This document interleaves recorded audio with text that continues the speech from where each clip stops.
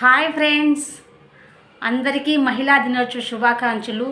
మనం మార్చ్ 8వ తేదీన అంతర్జాతీయ మహిళా దినోత్సవం జరుపుకుంటాం.